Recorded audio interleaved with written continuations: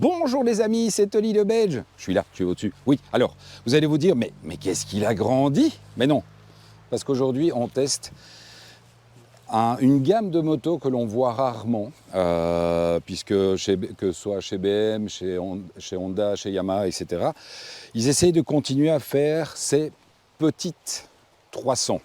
Alors l'avantage d'une 300 par rapport à une 125, c'est qu'effectivement, vous pouvez vraiment aller rouler avec un groupe de motards sans aucun problème, ça fait 35 chevaux.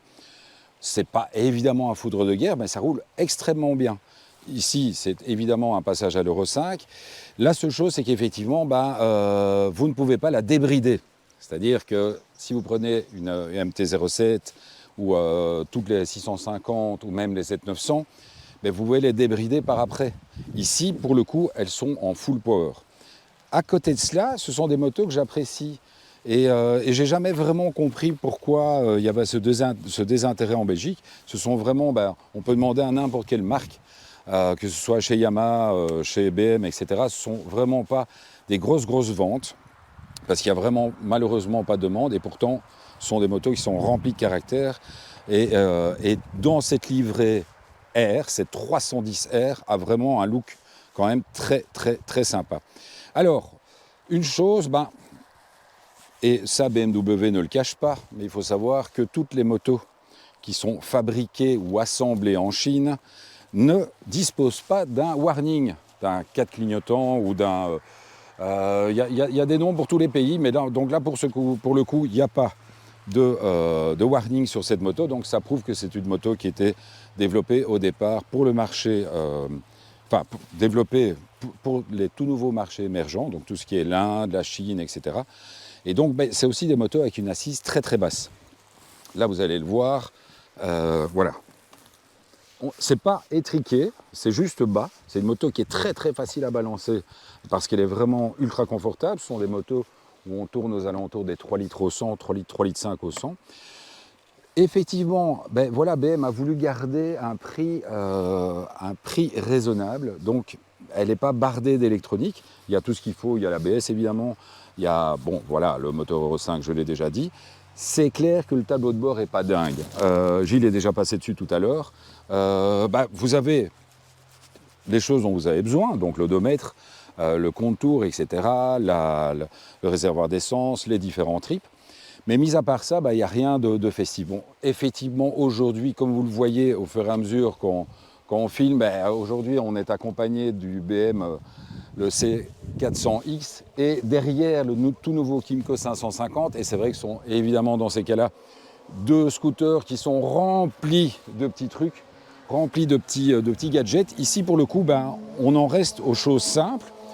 À côté de cela, elle tient extrêmement bien la route. La petite chose l'on peut lui reprocher, ça c'est un truc que j'ai découvert un de ces soirs de cette semaine lorsque je suis rentré et il pleuvait, c'est qu'effectivement au niveau de l'arrière, ils auraient pu mettre quelque chose parce que vraiment j'ai repeint le dessus de mon casque. Donc il faut imaginer que toute la flotte est remontée par ici, elle passe ici par les côtés et remonte vraiment jusqu'au-dessus de votre casque. Donc si jamais vous êtes, même si vous avez un pantalon de pluie, le problème c'est qu'à un moment donné, l'eau va redescendre ici dans la selle qui est creusée et donc du coup, voilà, c'est pas le truc le plus fou. Je ne vais pas faire de trop longues vidéos en première partie, on va juste encore regarder la hauteur des repose-pieds arrière qui sont très bien placés aussi, puisque vous vous rappelez, l'année dernière, on l'a fait quelques fois. Ici, on a vraiment de la place. Donc le passager va être très bien installé, petite poignée de maintien, il est quand même très à l'aise et effectivement on peut régler la précharge. Alors c'est une petite, je ne vais pas dire une petite private joke, mais effectivement vous allez le voir lorsque vous allez voir les autres vidéos, tous les scooters que nous avons reçus aujourd'hui. Donc cette moto, il y a la précharge, sur les autres scooters il n'y a pas la précharge. Allez, on va se retrouver pour la deuxième partie en route. Allez, on part sur la route. Ciao les amis, on va s'habiller et en fait, pas du tout. Donc je vais vous donner les secrets de tournage. Là, je vais faire les deux autres vidéos et on fera tous les embarqués en même temps. Ciao. Ouais.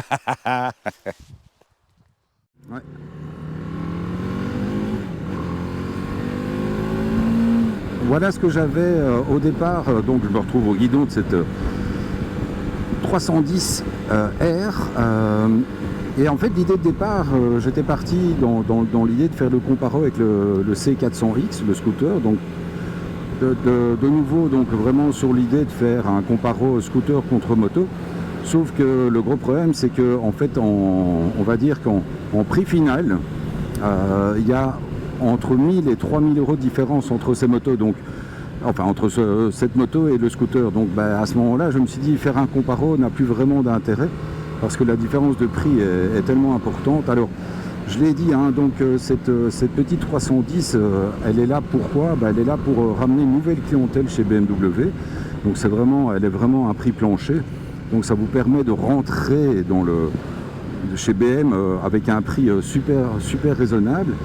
Pourtant, on ne se sent absolument pas sur une petite moto. On se sent sur une petite moto par rapport à la hauteur de selle, bien entendu, mais à côté de cela, on n'a pas l'impression d'être sur une moto au rabais. Alors, ce qui est très important aussi, on en parle souvent, il ne faut pas oublier que cette moto fait réellement 35 chevaux. Donc, elle ne fait pas 35 kW, elle fait 35 chevaux. Et sur des puissances comme celle-là, quelques chevaux de différence font vraiment une grosse différence. C'est une moto avec laquelle vous allez pouvoir aller rouler avec un groupe de motards.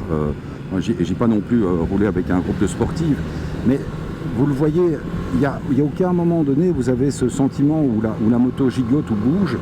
Elle est vraiment super stable, elle est super agréable. Bon, après, il y a toujours, vous le savez, je suis un grand fan des tableaux de bord. Et là, effectivement, on est sur un tableau de bord un petit peu à l'ancienne. Bon, on n'a pas de keyless. Bon, l'avantage de ne pas avoir de keyless, c'est qu'au moins, ça risque pas de tomber en panne. On risque pas d'avoir des problèmes de pile ou quoi aux caisses. C'est vraiment, ça rentre. J'étais en train de me dire, putain, c'est vrai que ça rentre vraiment tranquille en virage.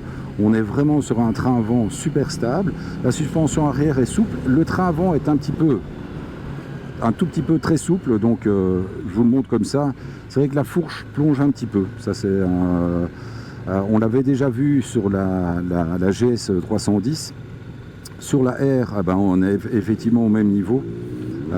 C'est vrai que l'avant est un petit peu souple, mais c'est vraiment pas quelque chose qui va gréver la tenue de route. La tenue de route est vraiment bonne. Ouais, on peut y aller. Hein. Non, on le fait pas. Ah, tu voulais pas le dépasser. Hein.